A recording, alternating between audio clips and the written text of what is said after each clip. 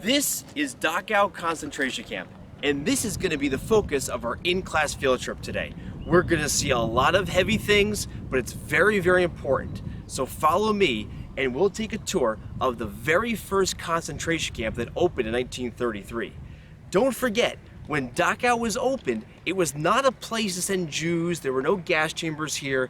This was a concentration camp designed to hold people who were against the Nazi regime. It could have been anybody. It could have been a Jewish person, but it could have been a German person. It could have been anybody. Over 40,000 people died at this camp from all walks of life, and you'll see a lot of sights today. So follow me, and I'll show you around. Here's a map of the camp to help you through our tour.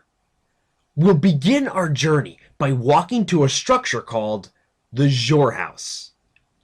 It served as the main entrance to the camp and held the offices of the SS personnel. Passage through the building was made possible by a wrought iron gate.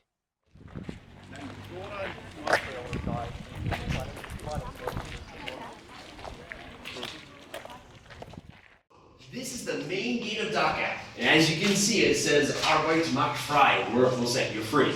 As we all know, that's the famous sign for Auschwitz as well. It's here and in Auschwitz because Rudolf Host, the commandant of Auschwitz, actually worked here before he moved over to Poland.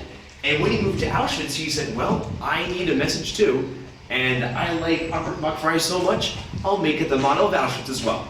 So Rudolf Host actually got the idea to make that famous sign Auschwitz from this one right here in Dachau.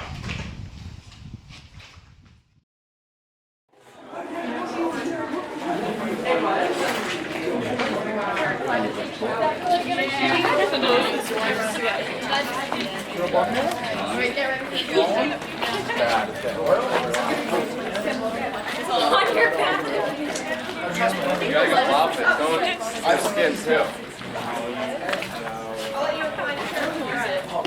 Important, sure.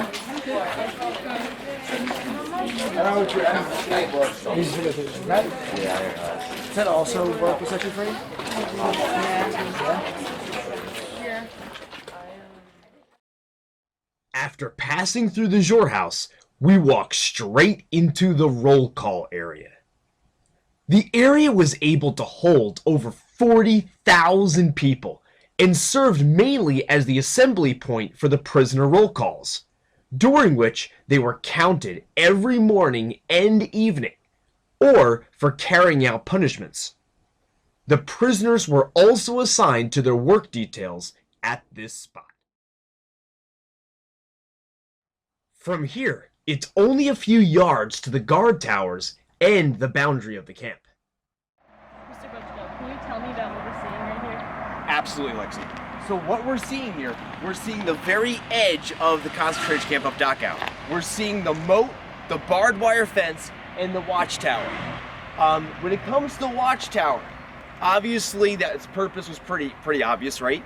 Guards would be in that tower 24 hours a day, making sure no one escaped. If someone escaped, the SS man could get in trouble for that. In addition, the SS men that would run a concentration camp were B-rated SS men. They were not the creme de la creme. The creme de la creme was on the fighting force of the Waffen-SS. These guys were the 50-year-old guy, the 20-year-old that couldn't pass the physical. Those are the type of people who would be guards at concentration camps. But still, they were under orders to shoot anybody who even came close to that fence. Now, does anybody, Lexi, do you remember the name of the person that just gave up hope and wanted to die at a concentration camp? They were called Muselmen. And Muselmans would just run right towards the fence in order to be shot. Obviously, there was a moat here that was filled with water. They would go right through the moat, trying to get as close as they could before being shot. And that happened quite often in concentration camps like Dachau itself, unfortunately. So if you come with me now, we're going to take a look at the barracks. On the left is a diagram of how the perimeter fence looked in the 1930s. And next to it on the right is a picture of a Muselman who decided to end his life by approaching it. Our next stop is to take a look at the barracks, where the prisoners are forced to live. Alright, so let me take you inside the barracks to show you the conditions that people had to live in Dachau. Let's go.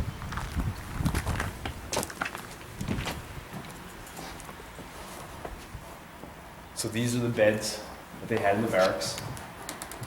And I want to remind you, it's not like it's one person per bed.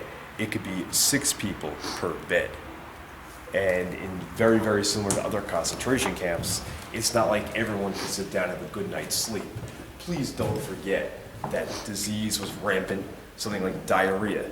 So if you're on the bottom bunk and the 12 people above you had diarrhea, you were in for a very good night at the bottom, let me tell you that much. And that was the least of your worries, diarrhea, because there was typhus that was spread with lice and all different kinds of diseases they could have in these bunks. So it was a big, big misery, nothing like you actually see here in the reconstruction.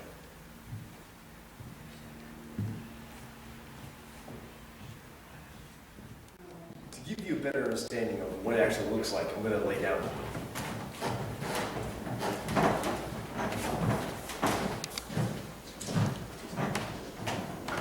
So it's probably about 6.5 feet in length total.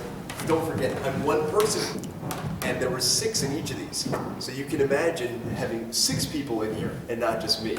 Even if I move over, it looks like there's room for one more person. Try 5 more people. That's the reality that they had to live with in this concentration camp. Now, with Dachau opening in 1933, there wasn't yet all the big stuff about the Holocaust, like the gas chambers and the box-loaded trains. That's still years away. When Dachau opened, it was simply a place to put political enemies of the Nazi regime. And it wasn't as brutal as it would become, but it was still bad. So prisoners actually did have some luxuries back in those days. This was actually a locker room, and each prisoner had their own name and own locker where they can actually keep their own personal possessions. Even though they were required to wear the striped pajamas, like became very famous later on, they were given things like earmuffs, even cigarette rations, things like that. So conditions were still not yet as what they were when the Holocaust really started, which was still almost a decade away. 1933 to 1942. So if you look around, you can see this room, the locker room, with benches for each one, tables to put their stuff on, and every person had their own locker. Very ironic. So you can see they even had washrooms in their barracks back in these days.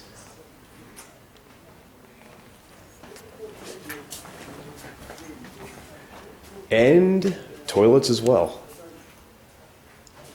Very different from what will happen later on in places like Auschwitz.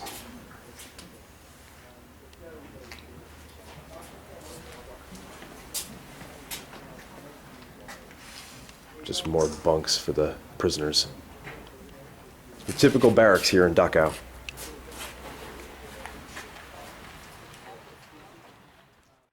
The following are photographs taken in the barracks by American soldiers when Dachau was liberated in April 1945.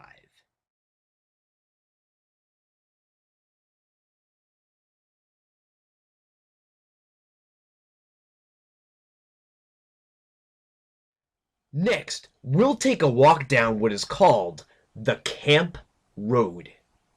The prisoner barracks were situated to the right and left of the camp road, with only the foundations remaining today.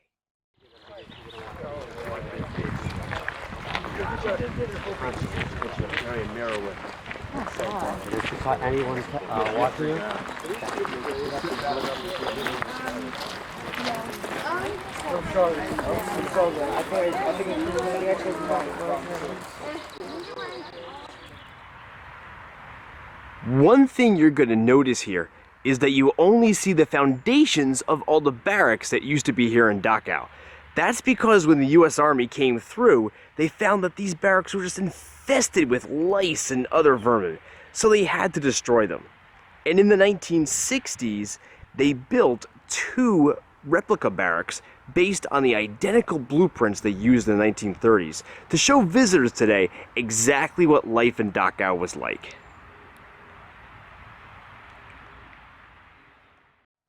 At the end of the camp road, there are memorials to the victims of Dachau. Each one is dedicated to those of separate faiths. On the left is the memorial for the Protestant victims, in the center is for Catholic victims, and on the right-hand side is for the Jewish victims of Dachau. The Jewish memorial is made of black lava stone, with the railings on each side of the entrance being reminiscent of the barbed wire that was so prevalent in the camp.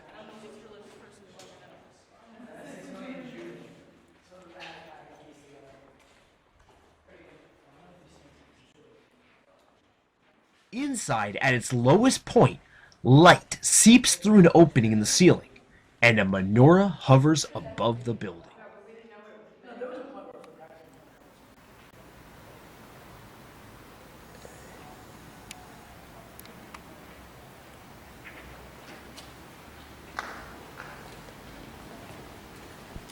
Wow. Pretty interesting. Our next stop is at the Catholic memorial called the Mortal Agony of Christ Chapel, and it was the first religious monument to be built in Dachau in 1960. So this is inside the Catholic memorial of Dachau. As you can see, it is walled off in a circular area, and this was specifically designed to act as if Jesus Christ is holding out his arms. The barracks of Dachau are right behind you, and his arms would be like this, welcoming all the prisoners in between his arms into Jesus' heart. And that's why it's designed just like this. The Protestant memorial is called the Church of Reconciliation. This is the Protestant memorial here at Dachau. You're going to notice it's a very irregular shaped. They did that on purpose because Dachau was so regimented with German hardcore construction and complete solid lines and squares and rectangles that they decided to make the memorial all look disheveled looking, so it was completely different from the camp itself. But at the same time, as you notice, the memorial is very gray to symbolize the amount of people who suffered and died here. So let's take a look inside. Okay, here we go inside.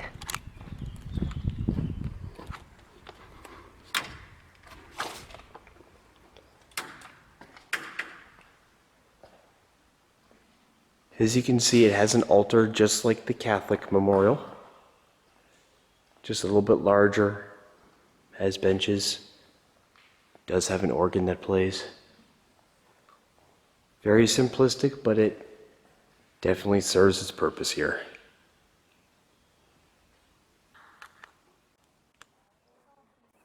The Russian Orthodox chapel, called Resurrection of Our Lord, is the newest of the religious monuments. The chapel is set on a hill filled in part with soil from Russia.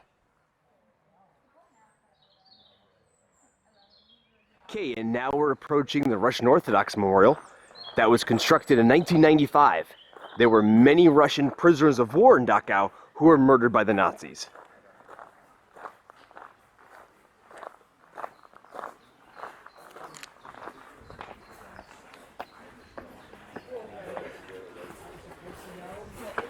And as you can see inside, there is a painting of Jesus Christ right by the gates of Dachau, leading the people out of the camp and into freedom.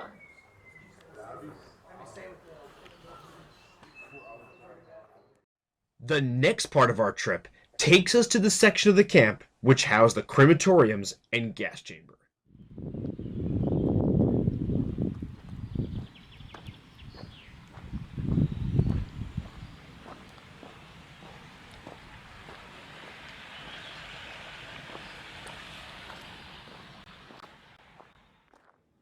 The building housing the gas chamber and crematoria is known as Barracks X. The gas chamber was not used for mass murder, but survivors did testify that the SS used the room to murder small groups of people using poison gas. The crematoria served to dispose corpses, and the ovens were in operation 24 hours a day. By the end of the war, so many prisoners were dying that their capacity was no longer enough to cremate the dead. Upon liberating the camp in April 1945, American soldiers came across thousands of corpses piled up all around Barracks X. These photographs went around the world and showed the scale of Nazi persecution and extermination. So, now we come to the hardest part of our trip, going inside the building. I'll first show you the section called the disinfection chambers. This is where prisoner uniforms, the infamous striped pajamas, would be cleaned, or as the Nazis called it, deloused. This often happened after the prisoner's death.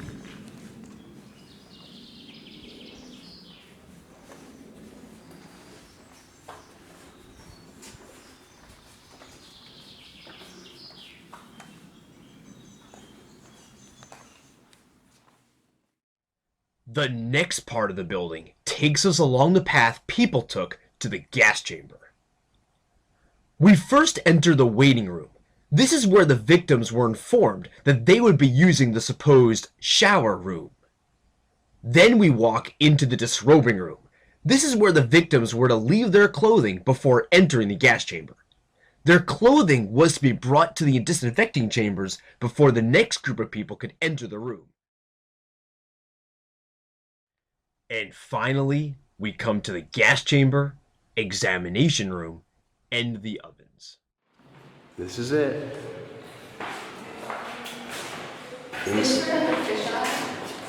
And how many people do they fill in here? Oh, there could be a couple hundred people in this room. This is the gas chamber. You need all that body heat. It's like Right, body heat was essential. You got it.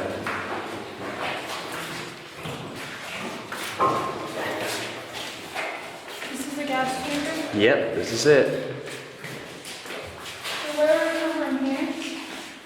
Well, the Zyklon B capsules, okay, they would come down through this netting right here.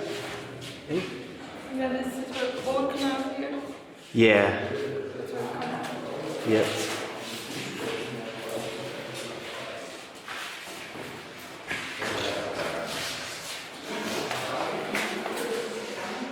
This is it.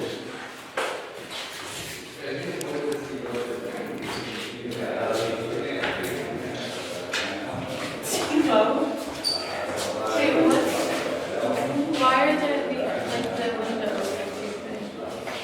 Oh, these were slots. Like if they didn't go to the roof, they would pour Zyklon B down these slots right here and onto the floor. And of course, we all know what these drainage pits are for, right? Right, everything, when you die, everything came out, so they all came down these drainage areas.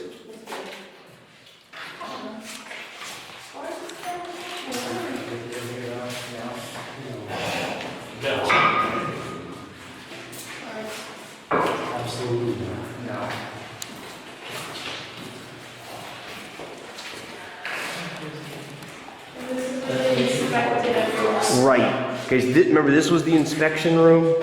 Again, more drainage areas. There would have been a table right here for the Sonar Commando to inspect everything. And the ovens are right through here.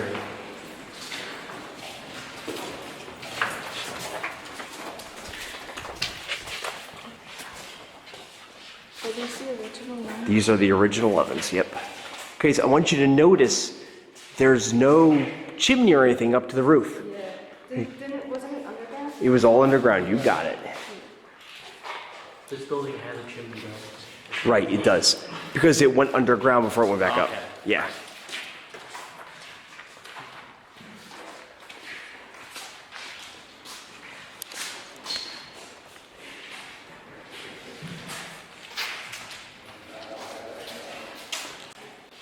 Now, one other thing they would do in the crematoria room is, you see those hooks right there?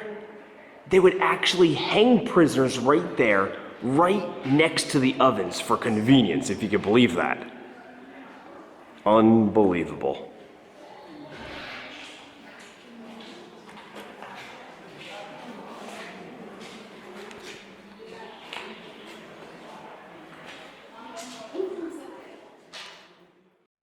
And right next to Barracks X is one more place to see. And here next to the crematorium is the old crematorium that they used until 1943. As you can see, it's much smaller, and it only has 2 main ovens.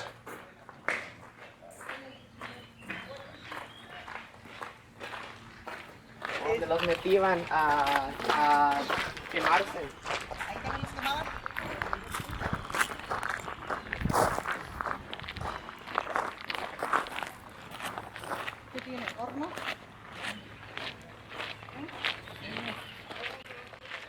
So right next to the crematoria lies the area where people, after they were burned, were dumped. As you can see right here, this is an ash grave. And we'll go down this path here, and I'll take you to the execution wall.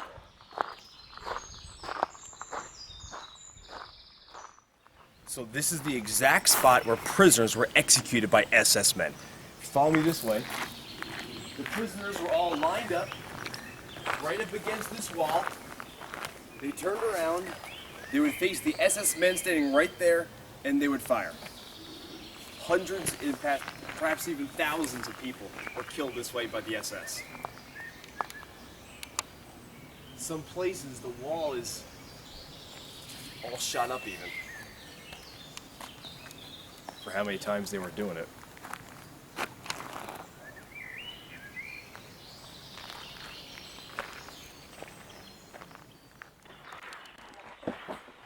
Okay, and as you can see, this is the execution wall, and you're going to notice the edge of the wall is all shot up. That's because of bullets from World War II. Unbelievable. Take a look, guys. This is the execution wall. Okay? This is where many people were shot. You're going to notice the wall is very broken up because of all the bullets that were fired over the years during the Holocaust.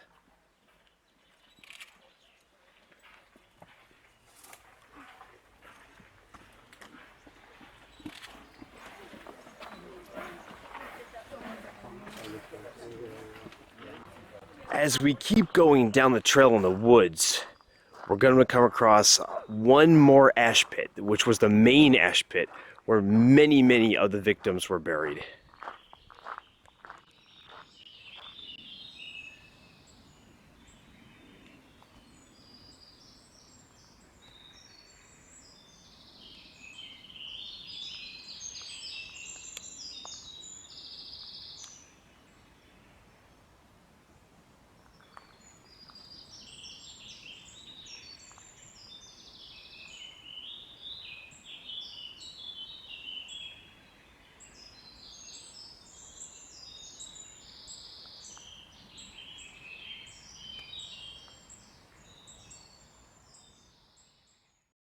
The last stop on our tour takes us to the prison bunker, where high-profile people were kept. Another very important building in Dachau was right here. This was the prison block where they'd keep some very famous prisoners. Follow me inside.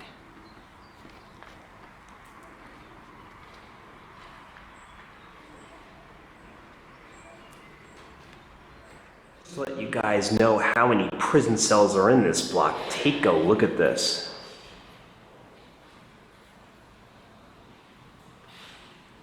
It was a very long building.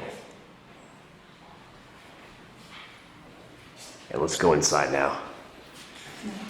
One cell I've got to show you. This way.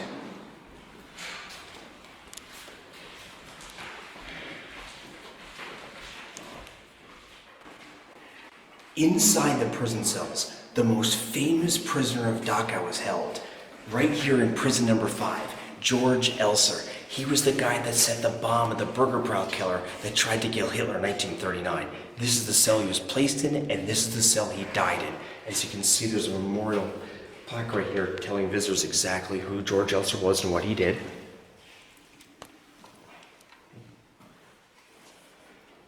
And right here in the other door to his cell, it says the remaining part of the story about his bomb, the Burgerbrau killer, right here.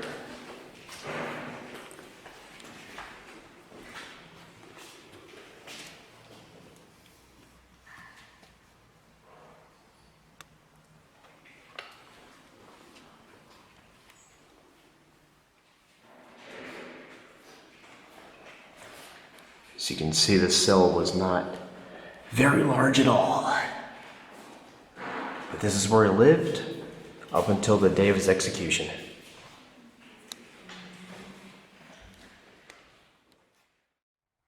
On April 9th, 1945, Elser was taken beside Barracks X and shot. His fully clothed body was then burned in the crematorium.